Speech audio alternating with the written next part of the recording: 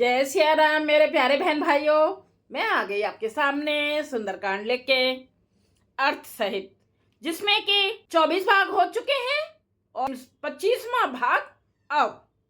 सुंदरकांड पाठ विशेष रूप से क्यों किया जाता है, इसके बारे में जानिए। सुंदरकांड का पाठ विशेष रूप से क्यों किया जाता है। सुंदरकांड के पाठ से हनुमान जी प्रसन्न होते हैं। सुंदरकांड के पाठ में बजरंगबली की कृपा बहुत ही जल्दी प्राप्त हो जाती है। जो लोग नियमित रूप से सुंदरकांड का पाठ करते हैं या फिर सुनते हैं, उनके सभी दुख दूर हो जाते हैं। इसमें हनुमान जी ने अपनी बुद्धि और बल से सीता की खोज की थी। इसी वजह से सुंदरकांड को हनुमान जी की सफलता के लिए याद किया जाता है। इसीलिए सुंदरकांड के पाठ को आप कीजिए या सुनिए, जिससे कि आपके काम सफल हों। जय सिया राम। चलें चौपाइयों की तरफ। सुन लंकेश सुकले गुण तोरे, ताते तुम अतिशय प्रिय मोरे। राम बचन सुने बानर जूठा, सकल कही जय कृपा बरूठा। हे लंकापति सुनो, तुम्हारे अंदर उपयुक्त सब गुण हैं, इससे तुम मुझे अत्यंत ही प्रिय हो। श्री राम जी के वचन सुनकर सब बानरों के समूह कहने लगे, कृपा के समूह श्री राम जी की जय हो। सुनते विभीषण प्रभु के बानी, नहीं आघात श्रवणामृत जानी। पदे अम्बुज गहे बारह बारह, हृदय समातो न प्रेम अपारा। प्रभु की वाणी सुनते हैं और उसे कानों के लिए अमृत जानकर विभीषण जी अघाते नहीं हैं। वे बार बार श्री राम जी के चरण कमलों को पकड़ते हैं। अपार प्रेम है, हृदय में समाता नहीं है। सुनहु देव सचराचर स्वामी, प्रणत पाले ओरे अंतर जामी। ओरे कछु प्रथम बासे नारही, प्रभु पद प्रीत सरत सोबई। विभीषण जी ने कहा, हे देव, हे चराचर जगत के स्वामी, हे शरणागत के रक्षक, हे सबके हृदय के भीतर की जानने वाले, सुनिए। मेरे हृदय में पहले कुछ वासना थी, वह प्रभु के चरणों की प्रीत रूपी नदी में बह गई।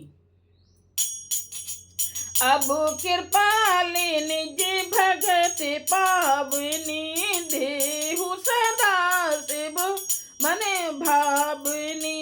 एब मस्तु कहे प्रभु रन धीरा, मागा तुरंत सिंधु कर नीरा। अब तो हे कृपालु, शिव जी के मन को सदैव प्रिय लगने वाली अपनी पवित्र भक्ति मुझे दीजिए। एव मस्त ऐसा ही हो, कहकर रणधीर प्रभु श्री राम जी ने तुरंत ही समुद्र का जल मांगा। यद्यपि सखा तब इच्छा नाही, मोर दरसु अमोघ जग माही। अस कहे राम तिलक ते सारा, सुमन भ्रष्ट नभ भई अपारा। और कहा, हे सखा, यद्यपि तुम्हारी इच्छा नहीं है, पर जगत में मेरा दर्शन अमोघ है, यानी कि बहुत निष्फल नहीं जाता। ऐसा कहकर श्री राम जी ने उनको राज तिलक कर दिया। किसके? विभीषण जी के। आकाश से पुष्पों की अपार वृष्टि हुई, यानी कि अपार फूल बरसाए गए। रावण क्रोध अनल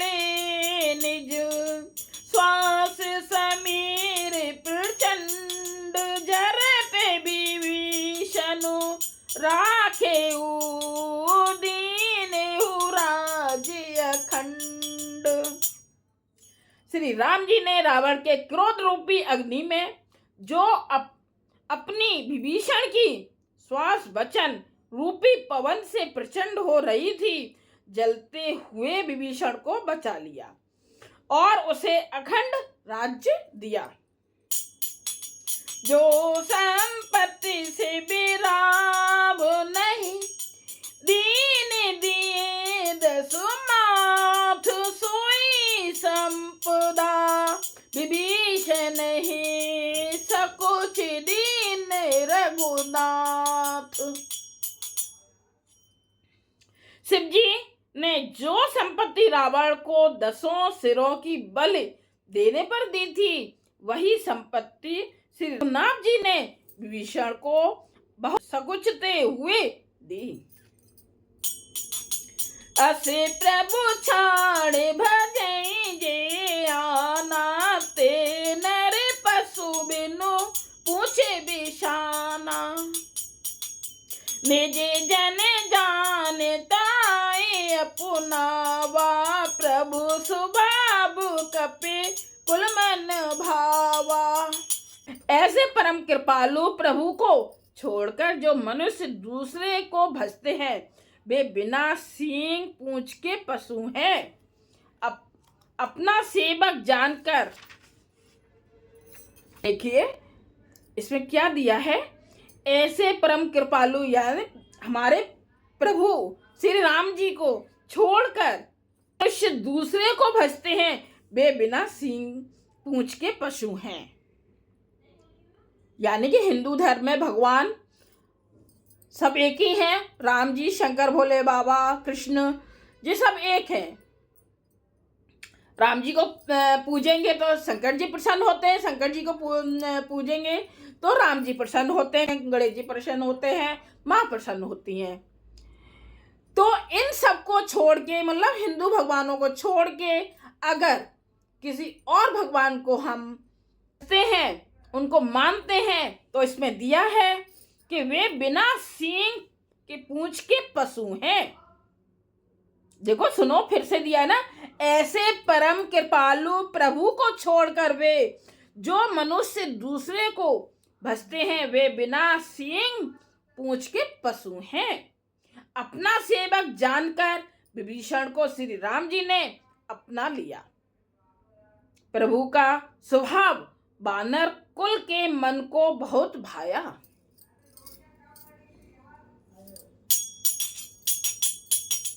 पुने सैर बैगी सैर बोरे बासी, सर्व रूप सब रहते उदासी।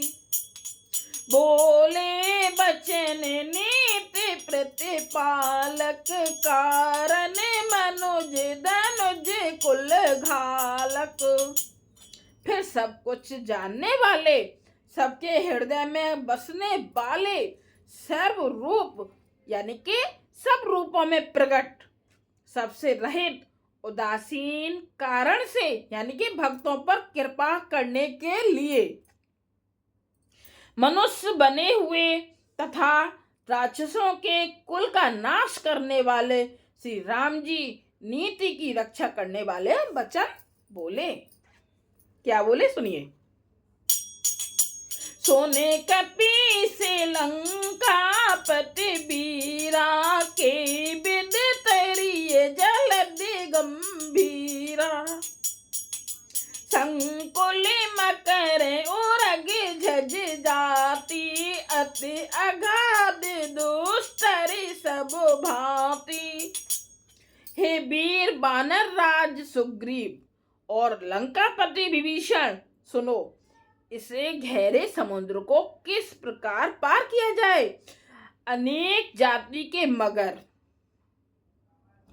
सांप और मछलियों से भरा हुआ यह अत्यंत अथाह समुद्र पार करने में सब प्रकार से कठिन है। कैलंकेश सुनऊ रघुनायक, कोट सिंधु सो सके तब सायक। यद्यपि तदपि नीति यसी गाई, विनय करिए सागरी सनि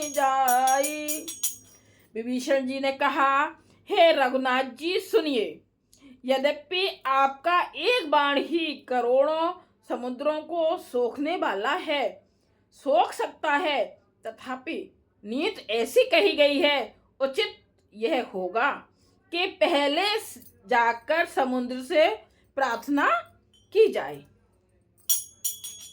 प्रभु तुम्हारे कुल गुरु जलधि कही उपाय विचार, बिनु प्रयासी सागर तरही सकल भालू कपिधार। हे प्रभु, समुद्र आपके कुल में बड़े पूर्वज हैं। क्या बताया है? हे प्रभु, समुद्र कौन है? आपके कुल में बड़े बुजुर्ग हैं, वे विचार कर उपाय बतला देंगे, तब रीछ और बांदरों की सारी सेना बिना ही परिश्रम के समुद्र के पार उतर जाएगी। ये हुआ हमारा 25वां भाग। लाइक कीजिएगा, कमेंट्स कीजिएगा और सब्सक्राइब कीजिएगा। हाँ, अगर जहाँ कहीं मैंने गलती की है तो उसे भी बताइएगा, कमेंट जरूर कीजिए। जय सिया राम। श्री रामचंद्र जी हनुमान जी आप सब पर कृपा करें।